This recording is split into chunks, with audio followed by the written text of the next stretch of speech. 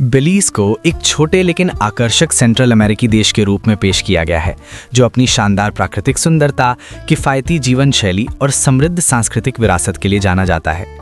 ये टेक्स्ट देश के चौंकाने वाले विरोधाभासों पर जोर देता है। इसकी दुनिया भर में मशहूर कोरल रीफ और मशहूर ग्रेट ब्लू होल, जो गहरी गरीबी वाले इलाकों के साथ मौजूद हैं। ये इसकी प्राचीन माया खंडहरों, रहस्यमय भूमिगत गुफाओं और समुद्री डाकुओं और अफ्रीकी वंशजों द्वारा बनाए गए इतिहास के बारे में भी बताता है, जिन्होंने इसकी पहचान में योगदान दिया। ये कहानी बॉयफ्रेंड टूरिज्म की विवादास्पद अवधारणा का परिचय देती है, जहां कुछ विदेशी महिलाएं स्थानीय पुरुषों के साथ रोमांटिक रिश्ते बनाने के लिए बेलीज जाती हैं। ये बेलीज नाम की संभावित उत्पत्ति के बारे में भी बताता है, जो या तो औपनिवेशिक काल की नदी के नाम से या माया जड़ों से लिया गया हो सकता है। टेक्स्ट में बताया गया है कि ब्रिटिश शासन के दौरान बेलीज को पहले ब्रिटिश होंडुरास के नाम से जाना जाता था और इसे 1973 में आज़ादी मिली, जबकि इसने अंग्रेजी को अपनी आधिकारिक भाषा बनाए रखा, जो सेंट्रल अमेरिका में एक असामान्य बात है। ये बेलीज को इस क्षेत्र का सबसे युवा और सबसे कम आबादी वाला देश बताता है, जो बड़े पैमाने पर अछूते जंगल से ढका हुआ है, जो दुनिया के कुछ सबसे अधिक जैव विविधता वाले इकोसिस्टम को आश्रय देता है। बेलीज के शानदार वन्य जीवों को क्वेट्ज़ल, जो माया लोगों के लिए एक महत्वपूर्ण सांस्कृतिक प्रतीक है, और दुर्लभ काले जगुआर के जरिए दिखाया गया है, जिसे बेलीज जगुआर कंजर्वेशन सेंटर द्वारा सुरक्षित रखा गया है, जो दुनिया भर में अपनी तरह की एकमात्र सुविधा है। बेलीज कई प्राचीन माया स्थलों का घर है, जैसे कि काराकोल और अल्टुन, जो एक समय की महान सभ्यता के रहस्यों और विरासत को सहेजते हैं। ये लेख बेलीज के हाल के अतीत के एक महत्वपूर्ण दौर के बारे में बताता है, जब समुद्री डाकू और प्राइवेटियर इस क्षेत्र पर हावी थे। 16वीं और 17वीं शताब्दी में बेलीज दोनों समूहों के लिए एक महत्वपूर्ण अड्डा था। प्राइवेटियर आधिकारिक अनुमति से दुश्मन जहाज़ों पर हमला करते थे और समुद्री डाकू बिना सरकारी नियंत्रण के आज़ादी से लूटपाट करते थे। उनकी लड़ाइयों, बदलते गठबंधनों और हेनरी मॉर्गन जैसे कुख्यात लोगों ने बेलीज के समुद्र तट पर, खासकर बेलीज सिटी के आसपास, एक स्थायी छाप छोड़ी। फिर कहानी अफ्रीकी दास व्यापार की ओर मुड़ती है, जिसने बेलीज की आबादी और संस्कृति को गहराई से आकार दिया। हजारों अफ्रीकियों को गुलाम बनाकर इस क्षेत्र में लाया गया और उनके संघर्ष और लचीलेपन से गैरिफुना लोग उभरे। अंग्रेजों द्वारा गंभीर दमन का सामना करने के बाद गैरिफुना लोगों का एक समूह 1832 में भाग गया, जिससे एक लंबी और चुनौतीपूर्ण यात्रा शुरू हुई, जिसने बेलीज की सांस्कृतिक पहचान को प्रभावित किया। बेलीज पहुंचने पर गैरिफुना लोग डैंग्रिगा और पुंटा गोर्डा जैसे कस्बों में बस गए और सहन शक्ति, गौरव और सांस्कृतिक समृद्धि का प्रतीक बन गए। उनकी परंपराएं, संगीत, नृत्य और कहानी सुनाना हर साल 19 नवंबर को गैरिफुना सेटलमेंट डे पर पूरे देश में मनाई जाती हैं। इसके बाद टेक्स्ट बेलीज के सबसे मशहूर प्राकृतिक landmark the great blue hole पर प्रकाश डालता है। लाखों साल पहले जब चूना पत्थर की गुफाएं ढह गईं, तब ये विशाल गोलाकार सिंकहोल बना था, जो अपने गहरे नीले रंग, विशाल आकार और शानदार सुंदरता के लिए जाना जाता है। समुद्र तट से दूर स्थित ये दुनिया भर से गोताखोरों को आकर्षित करता है। हालांकि इसकी गहराई और संरचना इसे अनुभवी गोताखोरों के लिए भी खतरनाक बनाती है। ज्यादातर पर्यटक एम्बर ग्रिस के लिए उड़ान भरकर और फिर नाव से यात्रा करके वहां पहुंचते हैं। इसमें यह भी बताया गया है कि ग्रेट ब्लू होल को हवा से भी देखा जा सकता है, जिससे लुभावने हवाई दृश्य मिलते हैं। अपनी शानदार उपस्थिति के बावजूद इसे इसकी अत्यधिक गहराई, अचानक ऊर्ध्वाधर गिरावट, बदलती धाराओं, कम दृश्यता, पानी के नीचे की गुफाओं और शिकारियों की उपस्थिति के कारण दुनिया की सबसे खतरनाक गोताखोरी स्थलों में से एक माना जाता है। ये जोखिम कई घातक घटनाओं के साथ इस असाधारण प्राकृतिक अजूबे में रहस्य और रोमांच की एक परत जोड़ते हैं। बेलीज पहुंचने पर गैरिफुना लोग डैंग्रिगा और पुंटा गोर्डा जैसे कस्बों में बस गए और सहन शक्ति, गौरव और सांस्कृतिक समृद्धि का प्रतीक बन गए। उनकी परंपराएं, संगीत, नृत्य और कहानी सुनाना हर साल 19 नवंबर को गैरिफुना सेटलमेंट डे पर पूरे देश में मनाई जाती हैं। इसके बाद टेक्स्ट बेलीज के सबसे मशहूर प्राकृतिक landmark the great blue hole पर प्रकाश डालता है। लाखों साल पहले जब चूना पत्थर की गुफाएं ढह गईं, तब ये विशाल गोलाकार सिंकहोल बना था, जो अपने गहरे नीले रंग, विशाल आकार और शानदार सुंदरता के लिए जाना जाता है। समुद्र तट से दूर स्थित ये दुनिया भर से गोताखोरों को आकर्षित करता है। हालांकि इसकी गहराई और संरचना इसे अनुभवी गोताखोरों के लिए भी खतरनाक बनाती है। ज़्यादातर पर्यटक एम्बर ग्रिस के लिए उड़ान भरकर और फिर नाव से यात्रा करके वहां पहुंचते हैं। इसमें यह भी बताया गया है कि ग्रेट ब्लू होल को हवा से भी देखा जा सकता है, जिससे लुभावने हवाई दृश्य मिलते हैं। अपनी शानदार उपस्थिति के बावजूद इसे इसकी अत्यधिक गहराई, अचानक ऊर्ध्वाधर गिरावट, बदलती धाराओं, कम दृश्यता, पानी के नीचे की गुफाओं और शिकारियों की उपस्थिति के कारण दुनिया की सबसे खतरनाक गोताखोरी स्थलों में से एक माना जाता है। ये जोखिम कई घातक घटनाओं के साथ इस असाधारण प्राकृतिक अजूबे में रहस्य और रोमांच की एक परत जोड़ते हैं। आखिर में ये बेलीज़ की सबसे परेशान करने वाली सच्चाइयों में से एक पर आता है, साउथ साइड, जो देश का सबसे खतरनाक इलाका है, जहां हिंसा और गरीबी लगातार चुनौतियां बनी हुई हैं। इसके बाद टेक्स्ट बेलीज़ की असाधारण माया विरासत पर फोकस करता है, इस बात पर जोर देते हुए कि ये देश प्राचीन पुरातात्विक स्थलों से समृद्ध है।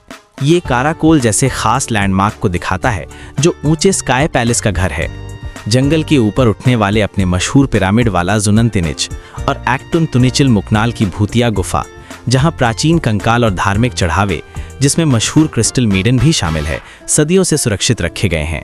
इस गहरी ऐतिहासिक दौलत की तुलना फिर साउथ साइड में जीवन की कठोर आधुनिक सच्चाई से की जाती है, जहां हिंसा, गैंग की गतिविधियां और गरीबी कई निवासियों के लिए मुश्किलों का एक चक्र बनाती हैं। इस इलाके में घूमने पर कोई भी देख सकता है कि कई परिवार एक साथ भीड़-भाड़ वाले घरों में रहते हैं, कम जगह या प्राइवेसी वाले काम चलाओ शेल्टर हैं, और ऐसी स्थितियां हैं जहां लोगों को पड़ोसी घरों के साथ बिस्तर या बाथरूम और शावर जैसी बुनियादी सुविधाएं भी शेयर करनी पड़ती हैं। कुछ निवासी छोड़ी हुई इमारतों में शरण लेते हैं, ऐसी भयानक स्थितियों में रहते हैं जो भूमिगत घरों या प्राचीन खंडहरों जैसी लग सकती हैं। ये इस क्षेत्र के सबसे खूबसूरत देशों में से एक कैरिबियन शहर की जीवंत छवि के बिल्कुल विपरीत है। फिर भी बिलीज़ सिटी के कुछ इलाकों में परेशानी होने के बावजूद पूरे देश को सेंट्रल अमेरिका और कैरिबियन में सबसे सुरक्षित जगहों में से एक माना जाता है। बिलीज़ लगातार अपने कई पड़ोसी देशों की तुलना में कम अपराध दर बनाए रखता है। सैन पेड्रो, के कॉकर और प्लेसेंसिया जैसे लोकप्रिय टूरिस्ट इलाके अपने शांत, मेहमान नवाज माहौल के लिए जाने जाते हैं, जहां पुलिस की मौजूदगी साफ दिखती है और समुदाय टूरिज्म को बहुत महत्व देते हैं।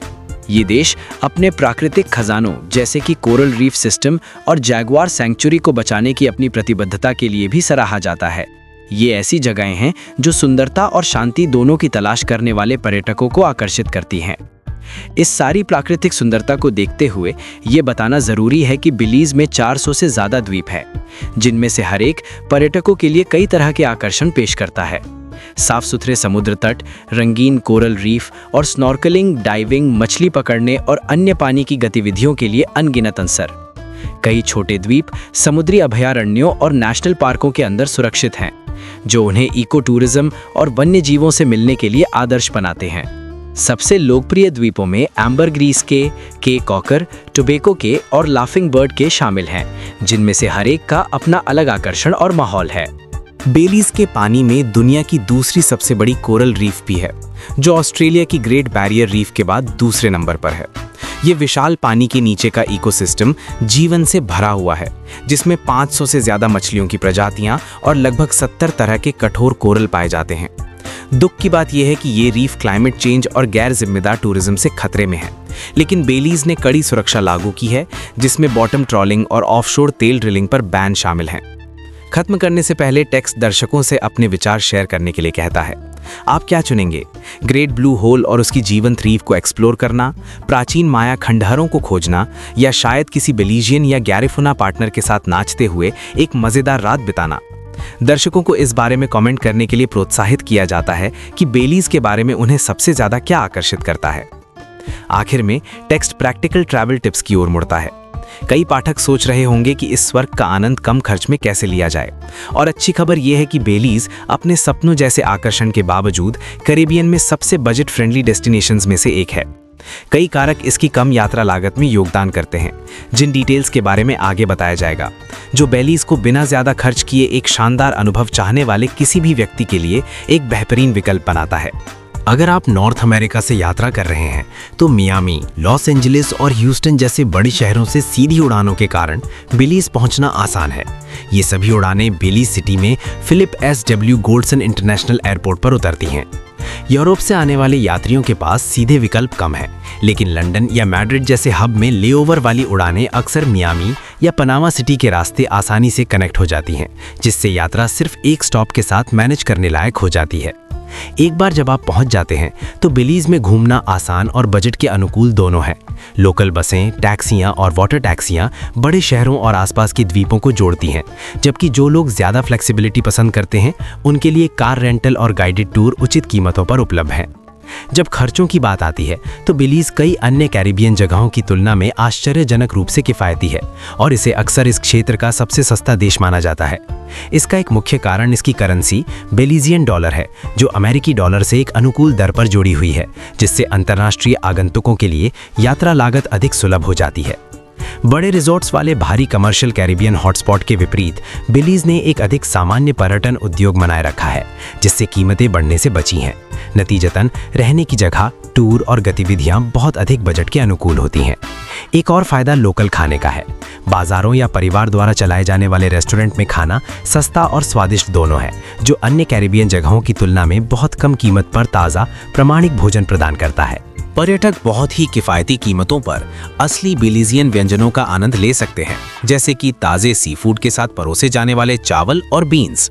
हालांकि एम्बर्ग्रिस के जैसी कुछ जगहें ज़्यादा महंगी हो सकती हैं, लेकिन देश भर में ज़्यादातर रहने की जगहें कई दूसरे कैरिबियन जगहों की तुलना में कहीं ज़्यादा सस्ती हैं। बेलीज ठहरने के लिए कई तरह के विकल्प देता है, बजट फ्रेंडली हॉस्टल और साधारण कैबिन से लेकर आरामदायक मिड रेंज होटल तक, जिससे यात्री अपने बजट के हिसाब से अपनी यात्रा प्लान कर सकते हैं। पर्यटक गतिविधियां भी उचित कीमत पर हैं, चाहे ग्रेट ब्लू होल में डाइविंग करना हो, प्राचीन माया खंडहरों को देखना हो या देश के हरे भरे नेचर रिजर्व को एक्सप्लोर करना हो। यात्री ज्यादा खर्च किए बिना बेलीज की सुंदरता और संस्कृति का अनुभव कर सकते हैं। एक लोकल कैफे में एक कॉफी की कीमत आमतौर पर लगभग $1.5 होती है। एक मिड रेंज रेस्टोरेंट में 2 लोगों के लिए डिनर का औसत लगभग $20 होता है और 2 लोगों के लिए एक मिड रेंज होटल के कमरे का किराया आमतौर पर $30 से $60 प्रति रात के बीच होता है। गेस्ट हाउस और हॉस्टल में और भी किफ़ायती विकल्प मिल सकते हैं। कुल मिलाकर बेलीज आपके बजट पर बिना ज्यादा बोझ डाले एक शानदार और यादगार अनुभव देता है, जिससे ये कैरेबियन में सबसे किफ़ायती जगहों में से एक बन जाता है। हालांकि बेलीज को सेंट्रल अमेरिका के सबसे सुरक्षित देशों में से एक माना जाता है, फिर भी किसी भी टूरिस्ट जगह की तरह बेसिक सावधानी बरतना समझदारी है। ज्यादातर टूरिस्ट इलाके शांत और स्वागत करने वाले हैं, लेकिन मुख्य टूरिस्ट रास्तों के बाहर ज्यादा अपराध वाले इलाकों से बचना सबसे अच्छा है। जैसा कि आपने देखा, बेलीज इतिहास, संस्कृति और प्राकृतिक अजूबों से भरी जगह है, शांत द्वीपों से लेकर घने जंगलों तक, जो इसे सार्थक और किफ़ायती रोमांच की तलाश करने वाले यात्रियों के लिए एक छिपा हुआ खजाना बनाता है। हमें उम्मीद है कि इस वीडियो ने आपको दिखाया होगा कि बेलीज धरती पर सबसे आकर्षक और खूबसूरत जगहों में से एक क्यों है। अगर आपको ये पसंद आया तो लाइक और कमेंट करना ना भूलें।